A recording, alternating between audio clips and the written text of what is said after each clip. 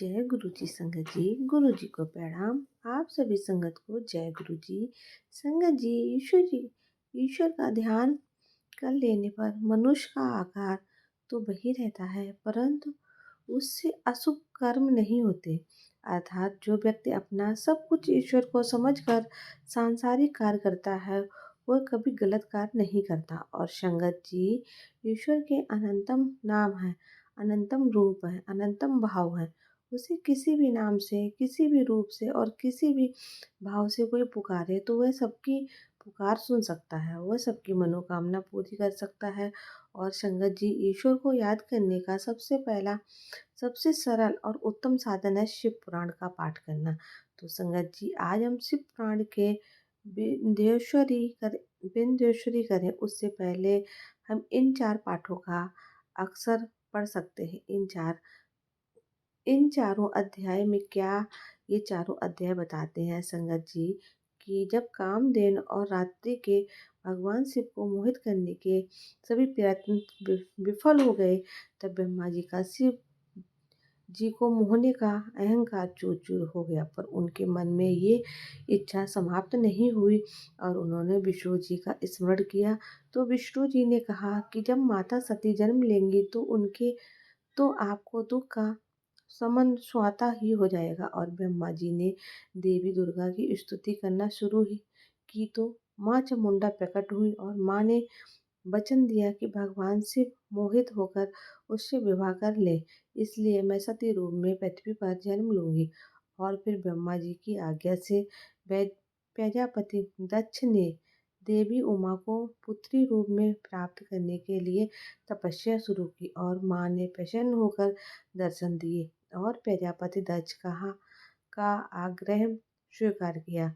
माँ ने उनकी पुत्री के रूप में जन्म लेकर भगवान शिव से विवाह स्वीकार किया, परंतु माँ ने प्रजापति दक्ष को एक कड़ा निर्देश दिया।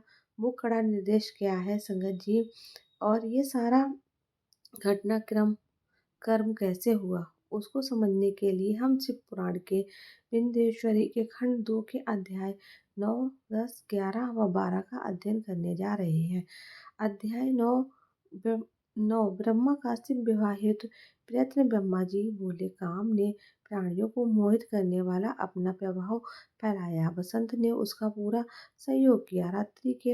साथ रति के साथ कामदेव ने शिव जी को मोहित करने के लिए अनेक प्रकार के प्रयत्न किए, जिसके फलस्वरूप सभी जीव और प्राणी मोहित हो गए। जड़ चेतन समेत समस्त सृष्टि काम के वश में होकर अपनी मर्यादाओं को भूल गए। समय का व्रत पालन करने वाले ऋषि मुनि अपने कृत्यों पर पश्चाताप करते हुए आश्चर्यचकित थे कि उन्होंने कैसे अपने व्रत को तोड़ दिया है, परंतु भगवान शिव पर उनका बस नहीं चल सका। कामदेव के सभी प्रयत्न व्यर्थ हो गए। तब कामदेव निराश हो गए और मेरे पास आए और मुझे प्रणाम करके बोले, हे भगवान, मैं इतना शक्तिशाली नहीं हूँ जो शिव जी को मोह सकूं। यह बात सुनकर मैं चिंता में डूब गया। उसी समय मेरे सांस लेने से बहुत से भयंकर गढ़ प्रकट हो गए, जो अनेक बार यंत्रों को जोर जोर से बजाने लगे और मारो मारो की आवाज करने लगे। ऐसे अवस्था देखकर कामदेव ने उनके विषय में उनसे प्रश्न किया। तब उन्होंने उन गढ़ों को मार नाम प्रदान कर उन्हें कामदेव को सौंप दिया और बताया कि ये सदा तुम्हारे बस में रहेंगे, तुम्हारी सहायता के लिए ही इनको जन्म हुआ है। ये सुनकर रति और कामदेव बहुत प्रसन्न हुए।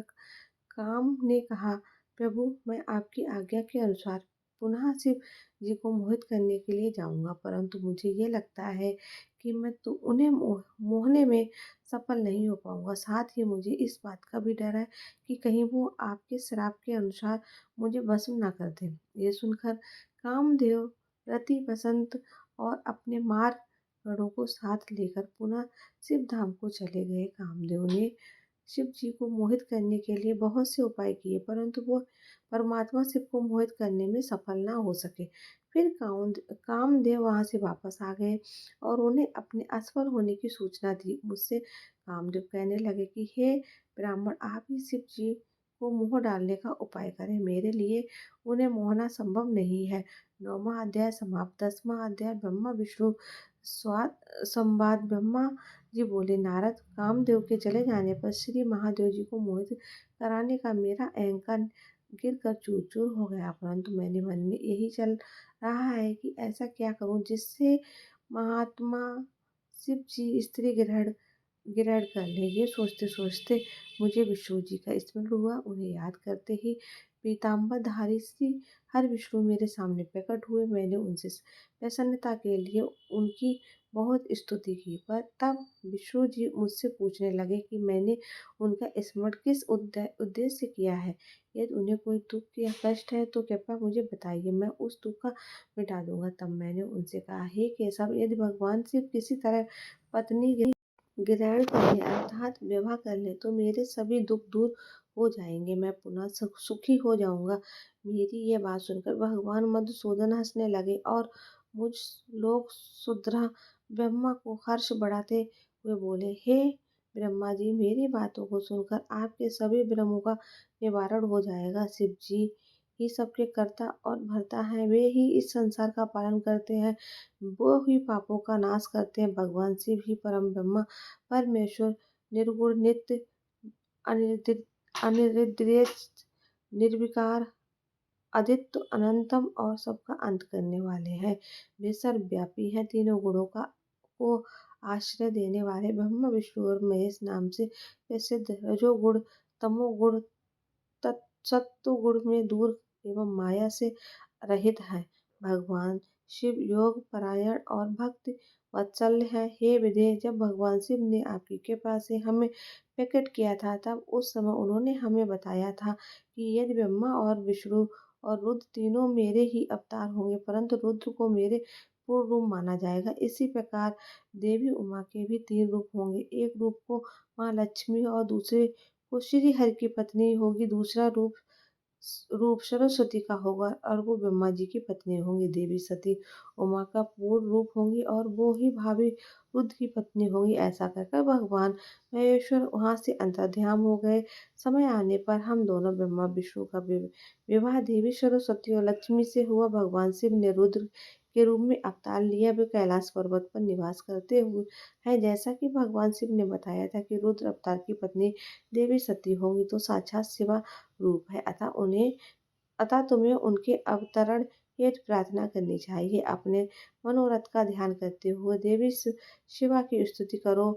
वे देवेश्वरी प्रसन्न होने पर तुम्हारी सभी परेशानियों और बाधाओं को दूर करेंगे, इसलिए तुम सच्ची हृदय से उसका स्मरण कर उनकी स्तुति करो। यदि शिवा प्रसन्न हो जाएंगी तो वो पृथ्वी पर अवतरित होंगी। वो इस लोक में किसी मनुष्य की पुत्री बनकर मानव शरीर धारण करेंगी। तब वो निश्चित ही भगवान रुद्र का वरण वर्ण कर उन्हें पति रूप में प्राप्त करेंगी। तब तुम्हारी सभी इच्छाएं अवश्य पूर्ण होंगी।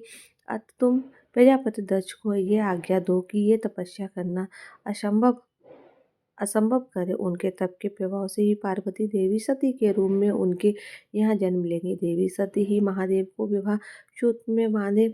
शिवा और शिव जी दोनों निर्गुण और परम ब्रह्मा स्वरूप हैं, उनके और अपने भक्तों के पूर्णतः अधीन हैं। वो इनकी इच्छा अनुसार कार्य करते हैं। और ऐसा कहकर भगवान श्री विष्णु वहाँ से अंतर्ध्यान हो गए। उनकी बातें सुनकर मुझे बड़ा संतोष हुआ, क्योंकि मुझे मेरे दुखों और कष्टों का निवारण करने का उपाय मालूम हो गया।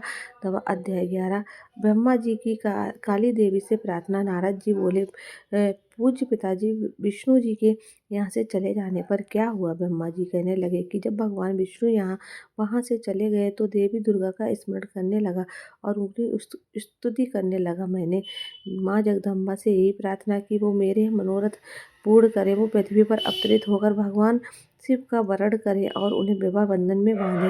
मेरी अनन्य भक्ति स्तुति से प्रसन्न हो योग निद्रा चामुंडा मेरे सामने प्रकट हुई। उनकी मंजसी क्रांति रूप सुंदर और दिव्य था।